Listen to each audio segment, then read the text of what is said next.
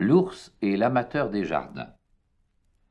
Certain ours montagnard, ours à demi léché, confiné par le sort dans un bois solitaire, nouveau bellérophon, vivait seul et caché. Il fut devenu fou, la raison d'ordinaire n'habite pas longtemps chez les gens séquestrés. Il est bon de parler et meilleur de se taire. Mais tous deux sont mauvais alors qu'ils sont outrés.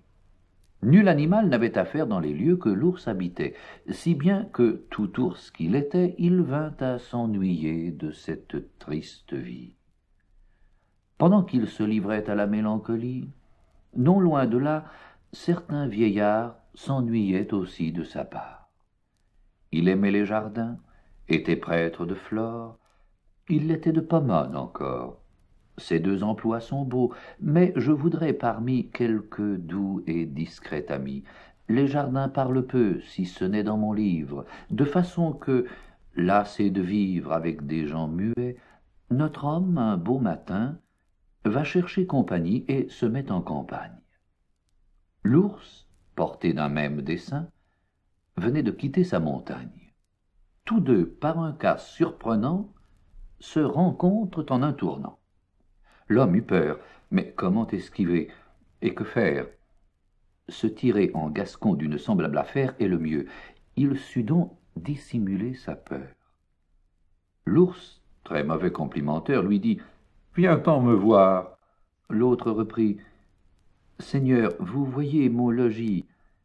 Si vous me vouliez faire tant d'honneur que d'y prendre un champêtre repas, j'ai des fruits, j'ai du lait.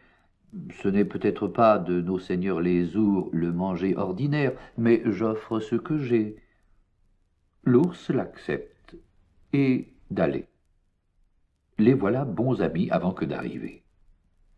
Arrivés, les voilà se trouvant bien ensemble. Et bien qu'on soit, à ce qu'il semble, beaucoup mieux seul qu'avec des sots, comme l'ours en un jour ne disait pas deux mots, l'homme pouvait sans bruit vaquer à son ouvrage. L'ours allait à la chasse, apportait du gibier, faisait son principal métier d'être bonnet moucheur, écartait du visage de son ami dormant ce parasite ailé que nous avons mouche appelé. Un jour que le vieillard dormait d'un profond somme, sur le bout de son nez une allant se placer mit l'ours au désespoir. Il eut beau la chasser.